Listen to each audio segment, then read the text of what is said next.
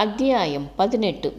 அன்று அவளை பால் காய்ச்ச வைப்பதற்குள் படாத பாடுபட்டு நொந்து போய் அடுத்து வந்த நாட்கள் அனைத்தையும் தானே செய்தான். பொன்னம்மா வந்த பிறகு அவனது வேலை பளு குறைவதற்கு பதிலாக கூடியது. அவர் வருவதற்கு முன்பே இனியா செய்து வைத்திருக்கும் குளறுபடிகளை எல்லாம் சரி செய்ய வேண்டியிருந்தது. ஆனாலும் அவள் எந்த விதத்திலும் மாறவே இல்லை. ஜீவாவிற்கு ஒவ்வொரு நாளும் கல்லூரி வேலை முடிந்த பிறகு வீட்டினில் வேலை வெண்டு கழண்டது. தனது மனைவியின் சோம்பேறித்தனத்தை அன்னைக்கு தெரியாதவாறு இருக்க பெரும்பாடு பட்டான். அவளோ எந்த கவலையும் இன்றி விக்ரமாதித்தன் தோளில் ஏறிய வேதாளமாக அவன் முதுகை ஒடித்து கொண்டிருந்தாள். அவர்களின் திருமணம் முடிந்து 1 மாதம் கடந்திருந்தது. அன்று அவனது மாமனார் மாமியார் அவர்களது இல்லத்திற்கு வருகை தந்திருந்தனர். வந்தவர்களிடம் அமர்ந்து வளவளத்து கொண்டிருந்தாலே தவிர அவர்களுக்கு அருந்துவதற்கு ஏதாவது கொடுப்போம் என்றெல்லாம் யோசிக்கவில்லை. சிறிது நேரம் பொறுத்து பார்த்தவன், இனியா அவங்களுக்கு காப்பி போட்டு எடுத்துட்டு வா என்றான். அவளோ ஜானகியிடம் திரும்பி, மா உன் கையால் காப்பி குடிச்சு எவ்வளோ நாள் ஆச்சு, காஃபி போட்டு கொடுமா என்றாள். அதை கேட்டு மானசீகமாக தலையில் அடித்து கொண்டவன், அவங்களுக்கு நீ போட்டு கொடுக்காம என்ன பண்ற என்று கடிந்து கொண்டான். அதை பார்த்த சங்கரனோ, விடுங்க மாப்பிள, பேபி ஆசைப்படுறா, அதை கூட செய்யலைன்னா எப்படி என்றார். அவர் அப்படி சொன்னதும் மனதிற்குள், என்னது பேபியா, யோ இப்படி கொஞ்சி தாயா அவன் என் இடுப்பில் உட்காந்துக்கிட்டு இறங்க மாட்டேங்கிறா என்று மாமனாரை கழுவி ஊற்றினான். அன்னையிடம் செல்லம் கொஞ்சி கொண்டிருந்தவள், மா காஃபி மட்டும் இல்லை, உங்கள் கையால் இன்னைக்கு எங்களுக்கு சமைச்சும் கொடுத்துருங்க என்று கேட்டுவிட்டாள். இது ஒன்றும் வேலைக்காகாது என்றெண்ணி அமைதியாக வேடிக்கை பார்த்தான். மகள் சொன்னதும் உற்சாகமான ஜானகி ஜீவாவிடம், மாப்பிள்ள நீங்கள் போய் ரெஸ்ட் எடுங்க என்றவர் கணவரிடம், நீங்கள் நான் சொல்கிற பொருளெல்லாம் போய் வாங்கிட்டு வாங்க என்றார். இதற்கு மேல் தனக்கு அங்கு வேலை இல்லை என்பதை தெரிந்து கொண்டவன் மெல்ல எழுந்து தங்களது அறைக்குள் நுழைந்து கொண்டான். தனது லேப்டாப்பை எடுத்து வேலையை பார்க்க ஆரம்பித்தவனின் காதில் அன்னையிடம் அவள் வளவளத்து கொண்டிருந்தது விழுந்தது. மெல்லிய புன்னகை இதழ்கடையோரம் தன்னை அறியாமல் எழுந்தது. அந்நேரம் அறைக்குள் வந்தவள் அவன் சிரிப்பதை பார்த்துவிட்டு, அவ லேப்டாப்பில் என்னால் பார்த்து சிரிக்கிறது என்று கேட்டு ஜங்கென்று அவன் அருகே அமர்ந்தாள். அவளை குறும்பாக பார்த்தபடி, இன்னைக்கு உன்னை சமைக்க சொல்லிடுவேன் தானே உங்கள் அம்மாவை பிடிச்சு வச்ச என்றான். தனது எண்ணத்தை கண்டுபிடித்து விட்டானே என்று முழித்தவள், அதெல்லாம் இல்லை ஜீவா, ஒரு நாளாவது நல்ல சாப்பாடு சாப்பிடலாமேன்னு தான் என்றாள் சிரிப்புடன். அடிங்க, உனக்கு விதவிதமாக வடித்து கொட்டியே நான் இழைச்சி போயிட்டேன் என்றான் பாவமாக. பொண்டாட்டிக்கு சமைச்சு போட கொடுத்து வச்சிருக்கணும் பாஸ் என்றாள் குறும்பாக. சரி, நீ போய் அத்தைக்கு ஏதாவது ஹெல்ப் பண்ணு, நான் இன்னைக்கு நல்லா சாப்பிட்லான்னு நினைக்கிறேன் ஜீவா, அதனால் அந்த பக்கமே போகாமல் இருக்கிறது தான் நல்லது என்று கூறி தலையணியை எடுத்து போட்டுக்கொண்டு படுத்து விட்டாள். அவளையே பார்த்து கொண்டிருந்தவனுக்கு, இவள் நல்லவளா இல்லை கெட்டவளா? ஒரு சாதாரண வேலையை கூட செய்ய தயங்குவது தப்பாச்சே. இருவராக இருக்கும்போது பெரிதாக பிரச்சனை எழ வாய்ப்பில்லை. ஆனால் குடும்பம் பெரிதாகும் போது குழந்தைகளை கவனிப்பது, பொறுப்பாக அனைத்தையும் செய்வது என்று நிறைய சுமைகள் இருக்குமே. இவள் அதையெல்லாம் நிச்சயமாக செய்ய மாட்டாள் என்றே தோன்றியது. ஒன்று இவளை மாற்ற வேண்டும், இல்லை என்றால் குடும்பம் பெரிதாவதை தடுக்க வேண்டும். தன்னால் இவளையும் கவனித்து குழந்தைகளையும் கவனித்து கொண்டு வேலைக்கு செல்ல முடியாது என்றே தோன்றியது. 2 கைகளையும் தலைக்கு கொடுத்து அப்படியே சரிந்து படுத்து விட்டான். மோட்டு வலையை பார்த்து கொண்டு படுத்திருந்தவனுக்கு எதிர்காலத்தை பற்றிய பயம் நெஞ்சை அழுத்தியது. பக்கத்தில் படுத்திருந்தவளை திரும்பி பார்த்தவன் அமைதியாக உறங்கிவிட்டிருந்தான்.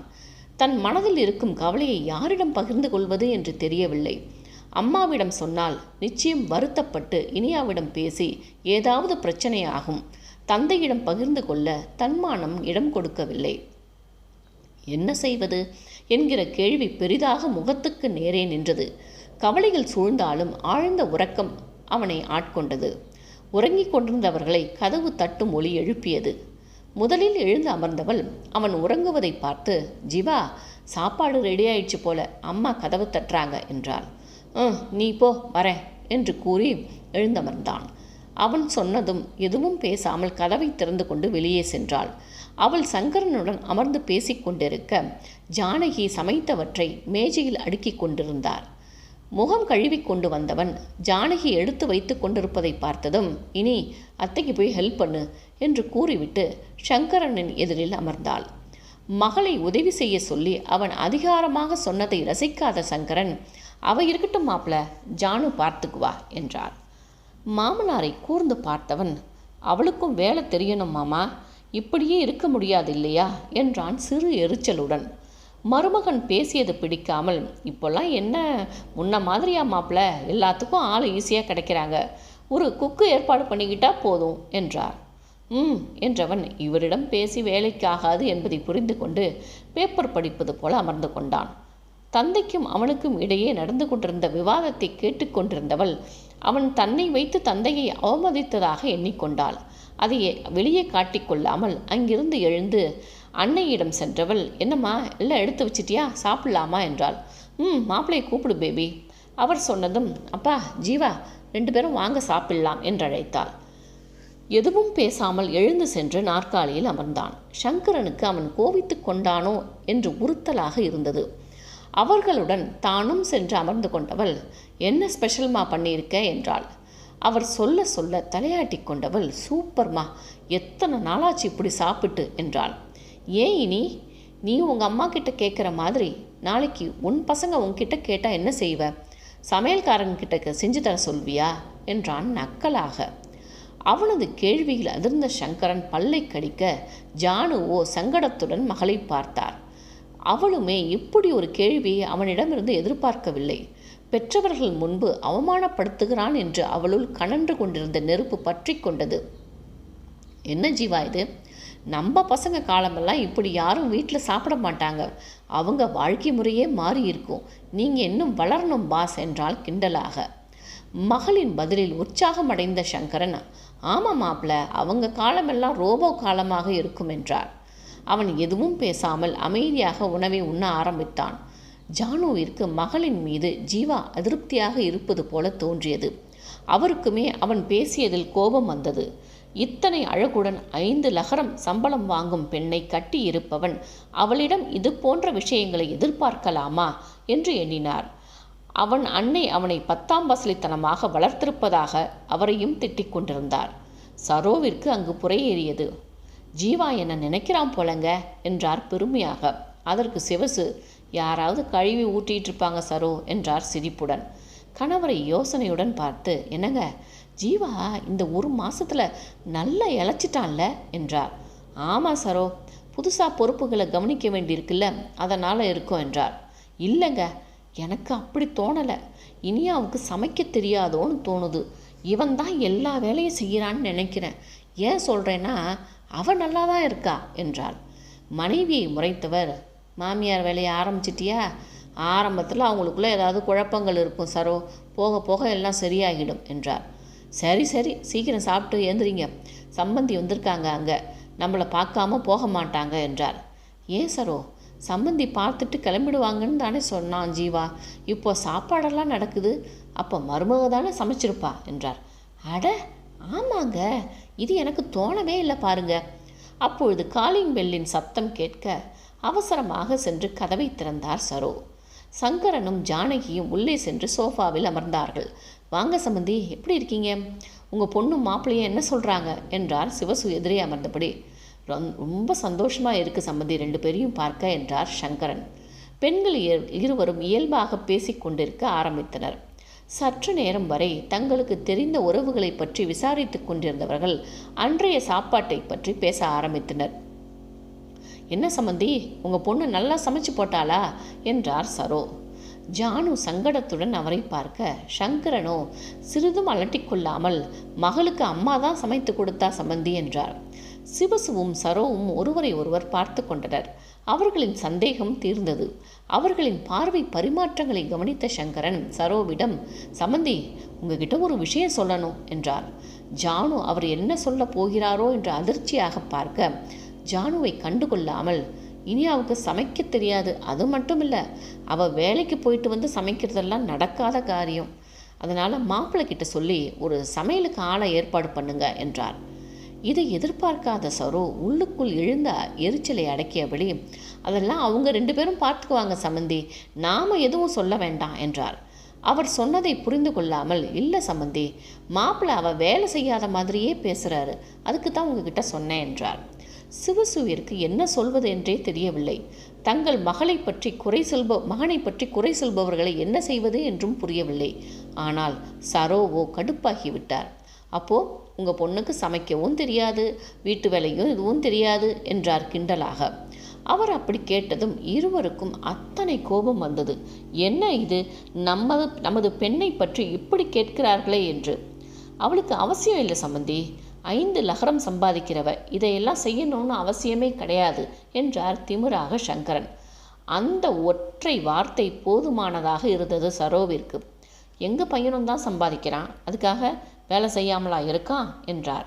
அங்கு வார்த்தைகள் பலமாக வீசப்படத் தொடங்கியது. எதற்காக ஆரம்பித்தோம், யாருக்காக ஆரம்பித்தோம் என்றில்லாமல் இரு தரப்பும் அடுத்தவரை காயப்படுத்த முயன்றனர்.